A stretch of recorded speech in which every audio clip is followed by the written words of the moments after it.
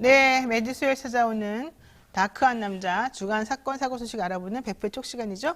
베프 배상훈 프로파일러 모셨습니다. 어서 오십시오. 안녕하세요, 배상훈입니다. 네, 우리 PD님이 영희 생각 너무 길게 해가지고 이 베프의 쪽을 줄여야 된다 그러는데 어떡할까요?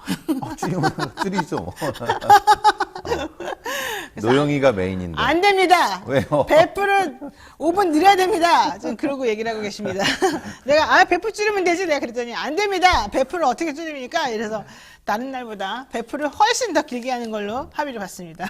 걱정하지 마십시오. 네, 자 베프의 촉 본격적으로 시작을 한번 해봤는데요. 저는 정말 이 얘기 아껴두었다가 한꺼번에 하려고 지금 일주일 동안 사실 참았습니다. 지난주 대구의 한 변호사 사무실 빌딩에서 방화 사건이 발생을 했어요. 총 7명이 숨지고 50여 명이 다치는 참사가 있었습니다. 물론 방화를 저지른 그 사람도 그 자리에서 죽긴 죽었더라고요. 근데 이 사건 우리에게 생각해야 될 부분들이 정말 많은 사건인 것 같습니다. 제가 변호사 하다 보면은 항상 상대방이 있어요. 내가 이기면 상대방은 지는 거예요, 사실은. 또 상대방이 이기면 내가 지는 거고.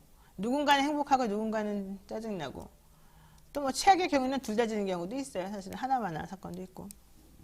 법정에서 패소한 사람이 자기를 이긴 상대 변호사를 찾아가서 불을 지르고 상처를 입히고 사람을 죽이고 이제 이런 사건이지 않습니까? 자, 우선 사건 개요부터 한번 간단히 보겠습니다. 알려주시죠. 날짜는 지난 2월 9일 날이요. 대구에 있는 범어동에 대구지방법원 옆에 있는 네, 법원 바로 쪽에 있었어요. 뭐 변호사 회관이라고 합니다. 네. 변호사분들이 이제 그 사무실을 가지고 있는 데인데요. 그렇죠. 오전 10시 좀 지나서 범인이 이제 뭐 2층입니다. 2층으로 들어와서 23초 정도 굉장히 짧은 시간에 그렇죠. 흉기를 휘두르고 몸에 지니고 있던 촉매제로 불을 지른 상태에서 여러 사람이 살상을 당한 사건입니다. 그러니까 방화 자체가 굉장히 위험한 것은 일종의 신축 건물도 아닌 리모델링 건물 형태에서는 대량 살상이 나타날 수 있습니다. 그게 여러 가지 사건이 얽히고 설켜서 환경이 설켜서 나타나는 좀 참사입니다. 참사. 그러니까 사람에게 불을 지르는 것도 매우 위험하고 그렇죠. 건물에 불을 지르는 것도 매우 위험하고 그렇죠. 사람이 들어있는 건물에 불을 지르는 건 정말 위험하고 그렇죠. 그래서 우리가 그걸 제일 세게 그렇죠. 그 처벌을 하죠. 현지 검증을 네. 방어하는데 특히 이런 경우 같은 경우는 좁고 네, 도망가기도 그리고 어렵고 화재 방지 시설, 네. 스프링클러도 없는 네. 그러니까 안 좋은 조건만 여러 가지가 합쳐진 이런 굉장히 안타까운 사건입니다. 자, 그런데 투자 관련해서 이 사람은 뭐 법원 앞에서 20만 원짜리 옛날 한 3, 40년 된 오래된 아파트에서 그냥 숙식만 간단히 제공하면서 살면서 6억 8천만 원 정도를 이 시행과 관련된 이 사업에 투자를 했다가 결과적으로는 분양이 잘 안 되면서 분양률이 20%밖에 안 됐대요. 분양이 안 되면서 투자금 회수가 불가능하다는 걸 깨닫고 시행사에다가 소송을 걸었는데 일부밖에 못 받았고 그러니까 나머지 한 5억 정도를 받아야 되는데 못 받으니까 이제는 시행사 대표를 상대로 소송을 제기한 거예요. 근데 시행회사를 상대로 해서는 뭐 일부는 받았지만 시행사 대표는 또 법인격이 다르기 때문에 받을 수가 없어서 이제 졌다는 거잖아요. 근데 바로 그 승소했던 변호사는 바로 그 시행사 대표를 상대로 해서 변호를 했던 사람이었습니다. 그런데 이 가해자가 이 한 사람하고만 소송을 한 게 아니라 여러 개의 소송을 하면서 다 졌기 때문에 그렇죠. 아마 상당히 스트레스가 많이 쌓여 있었던 것 같아요.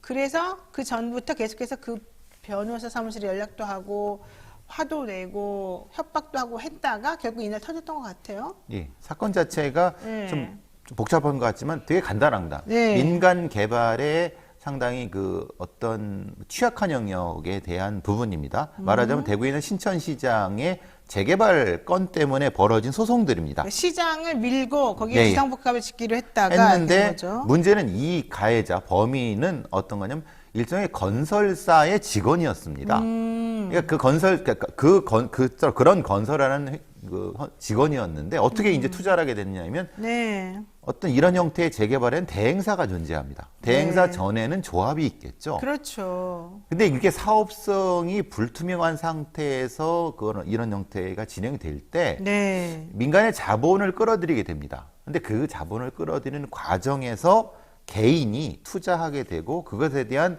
보장을 못 받는 것에 대한 소송이었습니다. 네. 근데 여기서의 문제는 뭐냐면 왜 그 범인이 그러면은 대행사 아니면 시행사 이런 사람들을 공격하지 않고 그렇죠. 직접적인 원인이 제공. 예, 직접 원인 제공을 하지 않고 네. 왜 변호사를 공격했느냐.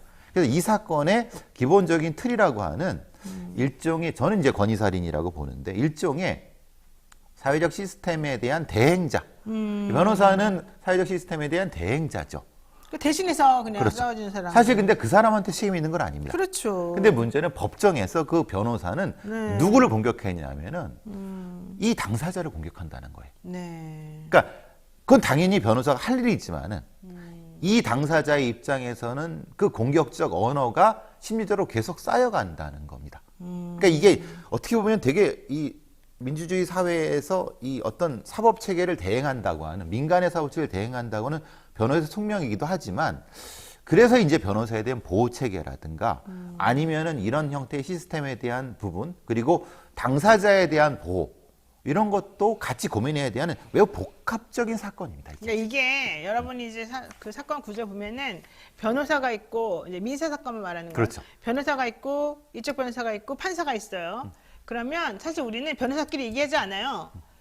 변호사는 판사에게 얘기하고 판사는 변호사에게 물어보고 이렇게 그냥 삼각편대로 서로 얘기하지 변호사끼리 싸우지 않아. 그렇죠. 싸우면 그때부터 아주 시끄러워지기 때문에 특히 의뢰인들이 옆에 앉아 있으면 걷잡을 수가 없어져요. 그렇죠. 그럴 때는 서로 얘기하는 거는 하면 안 돼요. 그래서 판사들이 변호사한테 이쪽 상대방이 질문하고 싶은 것을 대신 물어봐 주는 거예요.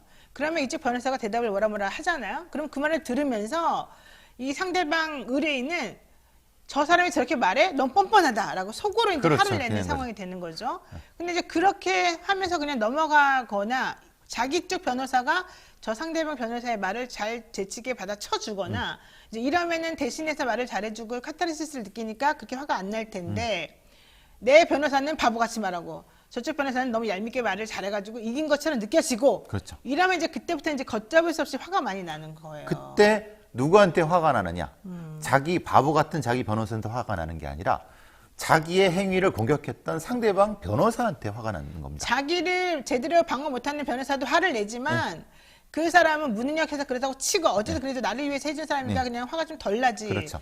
더 중요한 거는 나를 직접 공격한. 나를 공격하는 물론 그 의뢰인을 예, 그치. 위한 사람이겠지만 그 사람이 마치 나를 공격하는 것처럼 느껴지는 거죠. 원래 사실 그것도 아니지만 실제는 그 변호사한테 수임을 맡긴 사람이 문제인 거죠. 그렇죠. 예, 왜냐하면 자기의 직접 상대에서는 변호사가 아니라 그 사람인데 실제의 거친 말이나 아니면 어떤 형태의 공격의 일종의 무기지 않습니까, 변호사가. 그렇죠. 근데 법정에서는 그렇게 심지어 느끼고 이분이 그게 강화된 게 네. 그 소송을 하기 위해서 혼자 외로운 어떤 독신자처럼 3년 동안이나 그런 생활을 하다 보니까 심리적으로 분노가 축적돼 있었던 거예요. 근데 그게 이제 여기로 터지게 된 거죠. 그러니까 그렇죠. 이런 어떤 글쎄 이걸 어떻게 해야 될지 저도 참 고민인 거는 이게 미국에서는 이게 외로운 늑대라는 표현을 쓰면서 일종의 총기 난사의 원인이 되기도 하고 다양한 폭력의 원인이 되기도 하는데 우리에서는 이런 사법 체계 속에서 녹여내지 못하는 건지 아니면 개인적인 심리적 상황인지 이걸 정확히 좀 분석을 해야 될 것 같다는 생각이 듭니다. 아니 근데 그게 그 의뢰인들이나 당사자들이 또 잘못 이해하는 부분도 상당히 많아요. 그렇죠, 그렇죠. 예. 근데 그거를 말을 해줘도 잘 이해를 못하고 이 시스템이 조금 이렇게 쉽지가 않으니까 그런 것들을 본인의 변호사들이 설명을 잘 해줘야 되는데 본인의 변호사들이 설명해도 못 알아듣는 거예요. 그러면 그렇죠. 예. 어렵죠. 여러 가지 어렵죠. 게다가 요즘 변호사들은 불신하는 이 풍토가 너무 많아요. 그렇죠. 변호사가 말을 하면 저 사람이 어쨌든 뭐 다른 거 다 떠나서 객관적으로 나를 위해서 해주겠거니 그렇게 생각하지 않고 저 변호사 돈 때문에 저렇게 돈 더 뜯어내려고 뭐 이렇게 말도 안 되는 거죠. 소리 하겠거니 이렇게 생각한다니까요. 예. 그래서 변호사를 완전히 도둑놈으로 알아요. 그래서 변호사들이 한 조금 이제 처음에 변호사가 되고 나면 열심히 해줘야지, 내일처럼 해야지 하면서 되게 열심히 하거든요. 나도 정말 내가 그 당사자가 된 것처럼 빙의해가지고 너무 열심히 하다가 머리통 막 빠지는 줄 알 정도로 했는데 그러다 보니까 못 견뎌요. 사람이. 그래가지고 더 이상은 이제 거리를 좀 둬야 된다. 이런 생각으로 그런 거리두는 연습을 해요. 그래야지 변호사가 견디니까.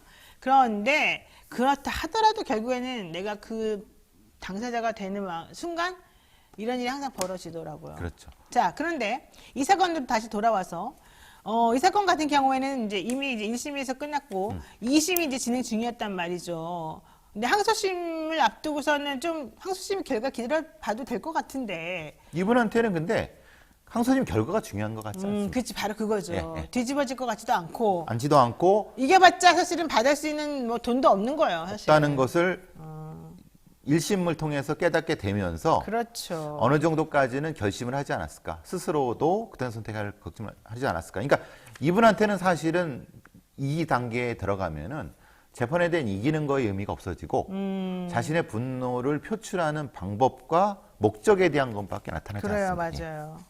자, 게다가 예전에 이제 변호사는 게다가 지금 판사는 그래도 좀이라도 권위가 있잖아요. 그 판사가 자기가 판결도 쓰고 판사 생각에 의해서 결국은 자주유지 되니까. 근데 변호사는 주장을 아무리 해도 판사가 그걸 받아들여주지 않으면 소용이 없거든요. 그렇죠. 그러니까는 이 변호사보다는 판사에 대한 권위가 아무래도 아직은 좀 남아있는 건데 그럼에도 불구하고 예전에 판사가 다 썩었다 그러면서 판사를 테러한 사람이 있었잖아요. 그렇죠. 그게 뭐였죠? 석공 테러 사건이고 석공 테러 사건. 당사자는 아마 수학과 교수였다고. 성균관대학교에서 예, 예, 교수님이 그랬었어요. 예. 그래서 그것도 상당히 심각한 문제였었다라고 그럼요. 얘기되고 있는데 그나마 이제 어떤 판사 검사님들에 대한 보호는 각 관할 경찰서에서 보호 조치가 좀 있습니다. 근데 문제는 이제 변호사분들에 아무도 대한. 보호를 안 해준다는 거죠. 그래서 미국 같은 건 뭐 저기 변호사 잘 아시겠지만 변호사 회관에 아예 회관 자체에 변호사를 입주하게 하는 경우에 대안으로서 그리고 그 안에 이제 일종의 가드들, 경비원들을 건물 가드들을 두게 하는 거, 금속 탐지 같은 걸 하는 거 이런 아주 기초적인 물리적인 형태의 보호 장치가 있는 거고 두 번째 같은 경우는 이제 심리적인 어떤 보호, 이제 상담이라든가 변호사분들에 대한 거 아니면 좀 거친 의뢰인들에 대한 보호 이런 것들에 대안이 미국 변호사에서는 하고 있는데 우리도 지금 그런 걸 하려고 하는 것 같다는 느낌이 드는데요. 지금 나오는 대책을 보니까. 근데 이게 사실은 저도 옛날에 대한변호사협회에 한 4년 있었고 서울지방 변호사도 있고 막 그랬었는데요. 이게 말만 그러고 실제 이렇게 옮겨지지가 잘 않고요. 변호사들하고 검사들하고 판사들하고 서로 사이도 안 좋아가지고 그거 변호사도 돈 없으니까 예산을 우리가 법원하고 검찰에서 받아야 되거든요. 네. 변호사한테 검찰하고 판사들이 안 줘요, 예산도. 그럼 우리가 치사하게 돈 내놔라 그럴 수도 없어서 간더라 그러면 니네 하지 말아라 이러고 말아버린다고요. 아니 우리들도 똑같이 일반인하고 똑같이 취급해가지고 검문 검색하겠다고 지금 앞에서 이 봐들고서 하는데 얼마나 기분 나쁜데 그런 까지 해주겠어요? 그렇죠. 근데 지금 상태로 봐서는 뭔가 좀 보호 조치가 필요한 부분이 있는 것 같아요. 예, 예. 법무부 장관도 해줘야 되고 다 해줘야 되는 거죠. 예, 그렇죠. 근데 왜 안 해줄까요? 글쎄요. 변호사에 대한 위치라든가 당사자 위치에 대한 걸 별로 그렇게 생각하지 않은 것 같아요. 어쨌든 중요한 건 변호사들이 그래서 정신적 충격이 너무 크고 보복범죄의 희생양이 되는 것을 막을 수 있는 길이 좀 열려야 되는데 그거에 대해서 논의가 지금 거의 없다는 거예요. 그쵸. 근데 경찰들도 마찬가지 아니에요, 그런 거는? 그렇죠. 경찰에 대한 보호도 마찬가지지만 사실 경찰들도 그런 어떤 사건에 대한 부분이 있지만 경찰은 어쨌든 감내해야 되는 부분이라고. 근데 경찰이 좀 힘이 세잖아, 우리보다. 왜냐하면 어느 정도의 물리력 같은 걸 가지고 있으니까요. 그치. 당연하게도. 그럼 우리만 바보네? 글쎄 말입니다. 변호사는 법으로 싸우시는데 문제는 변호사 앞에 계신 분들은 법보다 주먹을 먼저 생각하시는 분들이기 때문에 그게 사실은 딜레마 같습니다. 특히 여성 변호사들이 매우 그러니까요. 위험해요. 특히 이제 남성 변호사도 그러지만 여성 변호사들은 정말 너무너무 노출돼 있어요. 그러니까 이제 변호사 사무실에 가시면은 변호사분들이 계시고 여자 직원들도 그 많고. 여자 직원들이 있는데 거기서 행패 부리게 되면 어찌 즉각적으로 말릴 수도 없는 상태 때문에 네. 그래서 사실 뭐 그냥 여성 변호사분들 대부분 변호사회관으로 들어오시라 아니면 뭐 공동 사무실을 써서 뭘 대주겠다. 사실 그렇게 돼야 되는데 그렇게 안 해. 근데 변호사회관에 다 수용할 수도 없어요. 그러니까 그게 지금 문제라는 거죠. 네. 그리고 다 너무 좁고 힘들어요. 그래서 그런 거 자체는 지금 내려가면 이 안 될 것 같아요. 변호사 범어동에 있는데도 이걸 리모델링 해갖고 건물을 좀 좁게 만들다 보니까 화재가 나니까 지금 이런 문제가 되는 거예요. 조금 넓었다고 하면 사실은 대피할 수 있는 시간을 벌었거든요. 요만큼밖에 안 된 거예요. 그러니까 그 대피를 못 하신 거예요. 자, 어쨌든 이런 종류의 범죄는 어제 엄하게 다스려야지 될 것 같고요. 그 다음에 그 변호사들을 보호할 수 있는 그런 시스템을 좀 제대로 만들어야 될 것 같고요. 일반 국민들도 변호사들은 그냥 변호를 자기 의뢰인을 위해서 변호하는 사람이지 그 사람이 원인 제공자가 아니라는 걸 조금 더 깨달으셨으면 좋겠다. 여기까지 오늘 말씀드려야 될 것 같아요. 그리고 저희들도 좀 더 변호 활동할 때 그 당사자들의 마음을 이해할 수 있도록 좀 더 노력하겠습니다. 저희들도 아마 좀 공감하는 능력이 떨어지거나 너무 상대방의 입장을 생각하지 않는 것 같이 보이니까 섭섭해서 그러실 수도 있어서 저희들도 좀 노력을 할 테니까 여러분들도 그런 부분에 대해서는 조금 이해를 좀 해주시면 정말 좋겠습니다. 우리들도 누군가의 엄마이고 아빠이고 딸이고 아들이고 다 가족이지 않겠습니까? 다 같이 더불어 살아가는 거고 우리는 사실은 그분들을 위해 존재하는 그런 거기 때문에 여러분들이 좀 이해를 해주셔야 될 것 같아요. 우리 소장님도 한 말씀 해주세요. 네, 변호사분은 여러분의 친구입니다. 그러니까 이해해 주시고 그러면서 서로 발전해 나갔으면 좋겠습니다. 네, 맞습니다. 네, 좀 우울한 소식이긴 한데 또 이런 걸 계기로 해서 또 앞으로 또 잘 발전하는 그런 상황이 됐으면 좋겠습니다. 네, 오늘 말씀 여기까지 듣겠고요. 네, 우리 또 내일 이슈 삼합 있는 날이죠. 네, 내일 또 여러분들 뵙겠습니다. 고맙습니다.